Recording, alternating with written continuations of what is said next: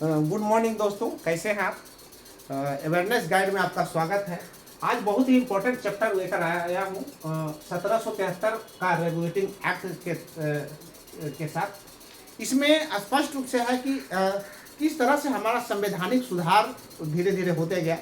और उससे पहले 1773 का रेगुलेटिंग एक्ट बताने से पहले मैं बताऊंगा कि आखिर क्या क्या परिस्थितियां थी जिसके कारण इस एक्ट को लाया गया। उसके बाद बताएंगे इसके पृष्ठभूमि में 1745 का युद्ध से संबंधित, बक्सर का युद्ध से संबंधित, इलाहाबाद की संधि 1765 से संबंधित, साथ ही साथ द्वैध शासन प्रणाली जो लॉर्ड क्लाइव के द्वारा 1765 में लाया गया था, उससे भी हम जो है संबंधित बातों की चर्चा यहाँ करेंगे। तो सबसे पहले हम देखते हैं कि क्या पृष्ठभूमि थी जिसके कारण 1773 में रेगुलेटिंग एक्ट का क्या किया गया, शुरुआत की गई। तो उसके लिए सबसे पहले हम जाएंगे कहाँ, 1757 का प्लासी युद्ध। 1757 के प्लासी युद्ध में देखते हैं कि मुगल साम्राज्य का क्या होता है, मुगल साम्राज्य की हार होती है, करारा हार होती है। और इस करारा हार का बदला लेने के लिए क्या मांगता है, वो नवाबों से सहयोग मांगता है। किसे मांगता है, नवाबों से सहयोग मांगता है। और जिसके कारण 1764 में बक्सर का युद्ध होता है। क्या होता है, बक्सर का युद्ध। देखेंगे कि बक्सर का युद्ध बहुत निर्णायक युद्ध था, क्योंकि नवाबों और जो है इसका मुगलों का जो है संयुक्त सेना, नवाबों और मुगलों की संयुक्त सेना अगर बक्सर के युद्ध में अंग्रेजों को हरा देता है तो वहीं से जो है अंग्रेज का क्या हो जाता है, चैप्टर बंद हो जाता है। लेकिन जस्ट उल्टा हुआ, यहाँ जो है नवाबों और मुगलों के संयुक्त सेना को हरा दिया। कौन, अंग्रेजों ने।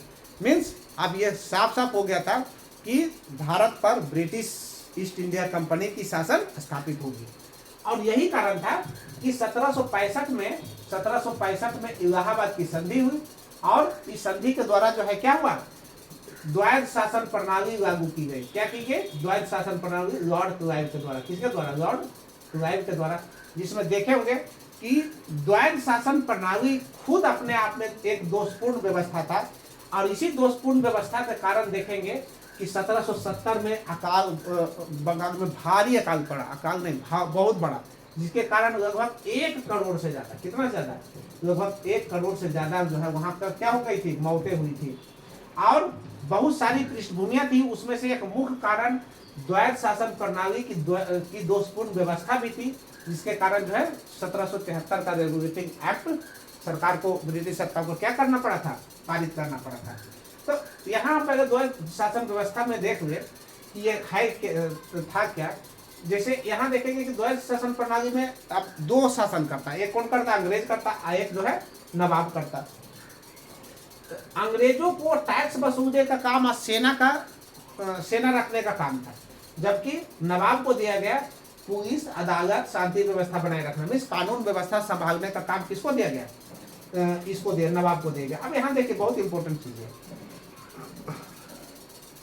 कोई भी देश पैसा से ही चलता है। पैसा से ही तंत्र को क्या होता है, तंत्र को वेतन दिया जाता है। तंत्र जो है समाज में एक व्यवस्था स्थापित करता है। यहाँ पैसा रखा अंग्रेज, लेकिन उसके पास कोई जिम्मेदारी नहीं थी। मीन्स उसके पास कोई काम नहीं, अपने पास कोई काम नहीं रखा था। और नवाब के पास कोई पैसा नहीं था, लेकिन सारी जिम्मेदारी इसी को दिया गया। मीन्स शांति व्यवस्था आपको बना कर रखना है, समाज मीन्स जिसको हम सबकी तो क्या कहते हैं, विधि व्यवस्था। तो विधि व्यवस्था कैसे होगा, जब पुलिस को पैसा देंगे, पुलिस को रखेंगे, स्टाफ को रखेंगे, कर्मचारी नियमित रूप से काम करेगा, नियमित रूप से उसको वेतन दिया जाएगा, तभी ना विधि व्यवस्था सही से रहेगा, सारे कार्य संचालित होंगे सुचारू रूप से। तो यहाँ तो पैसा रखा है अंग्रेज ने और काम दे दिया इसको, तो ये मेन रूप कारण बना। तो यही जो है द्वैध शासन की क्या थी, एक दोषपूर्ण व्यवस्था थी। और इसी के कारण जो है बंगाल के शासन व्यवस्था पूरी तरह से क्या हो गया, चरमरा गया। और चरमराने का कारण देखेंगे कि यहाँ क्या हो गया, बंगाल में भीषण अकाल पड़ा। कब, 1770 में, जिसमें से 1 करोड़ से ज्यादा लोग मरे। तो एक तो देखें कि बंगाल में द्वैध शासन प्रणाली जिम्मेदार थी 1773 का रेगुलेटिंग एक्ट लाने के लिए। दूसरा जो है 1700 देखेंगे कि 1765 से 1773 का जो शासन व्यवस्था था, ये पीरियड था, इस पीरियड में पूरी तरह से अफसरशाही हुआ, पूरी तरह से घूसखोरी हुआ, पूरा तरह से जो भ्रष्टाचार हुआ। और भ्रष्टाचार ही नहीं हुआ, वहां के अफसर जो है अपना निजी व्यवसाय भी स्थापित किया। क्या किया? निजी व्यवसाय। अब देखिए निजी व्यवसाय स्थापित करने का मीनिंग समझ गए कि वो अपना काम से पूरी तरह से इंटरेस्ट नहीं लेना, सिर्फ जो है भ्रष्टाचार में संलिप्त होना और पैसा जो है अपना निजी व्यापार में लगाना। इन सारी चीजों से जो है बंगाल का ही नहीं, मद्रास, मुंबई सारे का जो है शासन व्यवस्था क्या हो गया? पूरी तरह से चरमरा गया। उतना ही नहीं, ब्रिटिश सरकार को यह भी लगा कि कंपनी अब ये क्या बन रही है? बहुत बड़ा राजनीतिक ताकत के रूप में उभर रही है। अब सोचिए, जब ब्रिटिश सरकार को ये बात समझ में आया कि कंपनी जो है बहुत बड़ा राजनीतिक ताकत के रूप में उभर रही है और इतने बड़े राष्ट्र का ये कंपनी अपनी मर्जी से जो है शासन व्यवस्था चलाए, वहाँ कोई कानून व्यवस्था नहीं हो, ये जो है ब्रिटिश सरकार को पसंद नहीं आया। उन्होंने क्या किया? उन्होंने जो है इसको सबसे पहले तो नियम कानून में बांधते हुए ब्रिटिश सरकार के द्वारा, ब्रिटिश संसद के द्वारा जो नियम संचालित हो रहा था, जो बनाया गया था, उसके तहत जो है चलाने का व्यवस्था किया। तो इसी के तहत मीन्स या तो देखें कि दोषपूर्ण जो है द्वैध शासन व्यवस्था था, जिसके कारण बंगाल में अकाल पड़ा, भ्रष्टाचार, निजी व्यापार, उतना ही नहीं कंपनी का दिवालियापन, कंपनी इस तरह से दिवालिया हो गया क्योंकि अफसर सब जो है निजी व्यापार में संलिप्त थे, भ्रष्टाचार में संलिप्त थे, तो उन्होंने कंपनी पर ध्यान दिया ही नहीं, जिससे कंपनी घाटे में गया।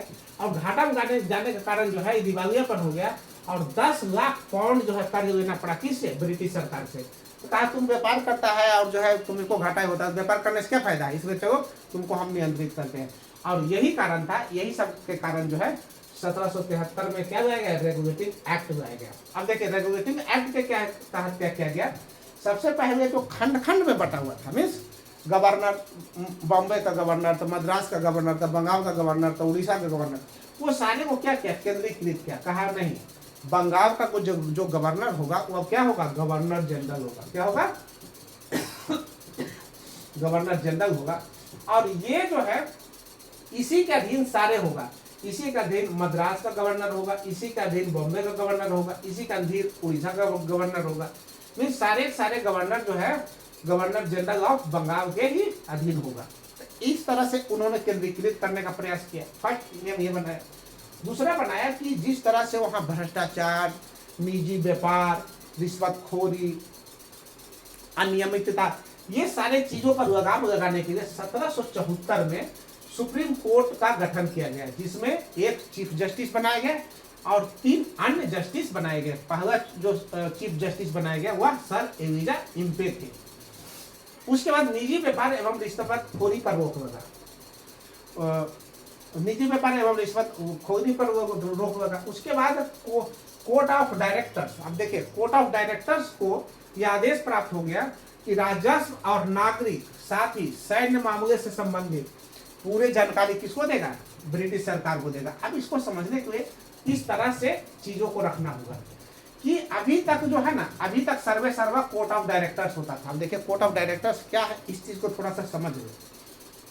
जैसे देखेंगे कि जो कंपनी था ईस्ट इंडिया कंपनी, तो कंपनी का शेयर होल्डर था, बहुत सारे लोग थे जो इसमें पैसा लगाए हुए थे।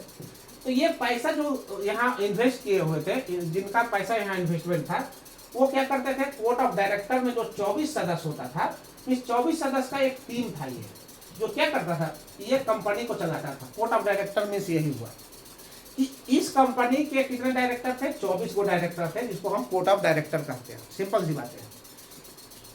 अब यही जो है 24 को डायरेक्टर जो है इस कंपनी को क्या करता था? संचालित करता था। आई 24 डायरेक्टर को कौन चुनता था? जो इसमें पैसा इन्वेस्टर था, जो पैसा इसमें इन्वेस्ट कंपनी में इन्वेस्ट किया था। तो ये तो समझ गए कोर्ट ऑफ डायरेक्टर्स में होते कौन थे। अब चूंकि court of directors he company का सर्वे सर्वा था, तो उन्होंने ना सिर्फ जो है व्यापार मामले में, बल्कि भारत के राजनीतिक मामलों में भी वो हस्तक्षेप करता था, आदेश देता था।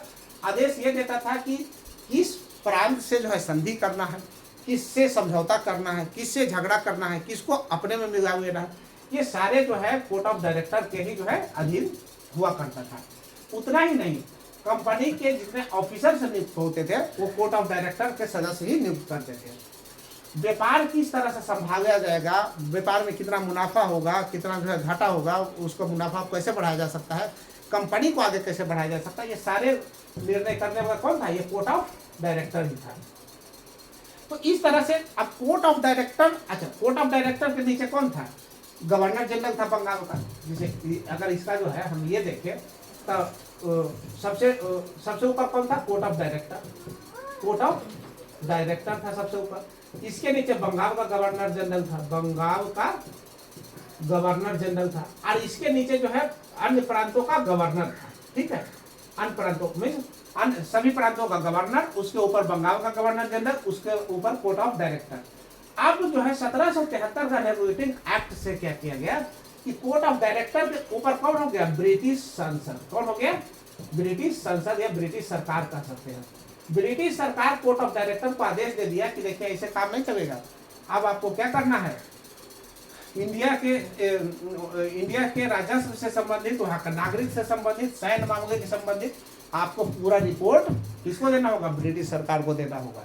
मींस अब जो है ब्रिटिश सरकार कोर्ट ऑफ डायरेक्टर पर नियंत्रण स्थापित किया। तो इस तरह से हम देखें, अब इस सब का परिणाम ये हुआ कि एक तरफ तो जहां खंड खंड में बटा हुआ था प्रशासन क्या हो गया, केंद्रीकृत हो गया। वहीं बंगाल के गवर्नर को गवर्नर जनरल बनाने से बंगाल का दबदबा में क्या हुआ, वृद्धि हुआ। दूसरी तरफ देखेंगे 1774 में जो सुप्रीम कोर्ट का गठन किया गया उससे क्या हुआ, उससे जो है भ्रष्टाचार पर एक तरफ रोक हुआ था, दूसरी तरफ सभी को इंसाफ मिलना शुरू हुआ, साथ ही रिश्वतखोरी एवं निजी व्यापार बंद हुआ। तो इस तरह से हमने देखा कि 1773 का रेगुलेटिंग एक्ट किस परिस्थितियों में, कौन सी परिस्थिति थी जिसके कारण 1773 का रेगुलेटिंग एक्ट लाया गया। नेक्स्ट वीडियो में हम बताएंगे 1784 का पिट्स इंडिया एक्ट। कौन सा, 1784 का पिट्स इंडिया एक्ट, जिसमें इस बात का चर्चा करेंगे कि कोर्ट ऑफ डायरेक्टर्स के पास किस तरह से बहुत बड़े कार्य था और बहुत बड़ी जिम्मेदारियां थी, और क्यों जो है इसके कोर्ट ऑफ डायरेक्टर का शक्ति में कटौती किया गया। मीन्स 1784 का जो पिट्स इंडिया एक्ट है ना, इसके तहत जो है कोर्ट ऑफ डायरेक्टर्स के शक्ति में कटौती की गई है। तो नेक्स्ट वीडियो में हम यही बताएंगे कि किस तरह से कोर्ट ऑफ डायरेक्टर के शक्तियों में कटौती की गई।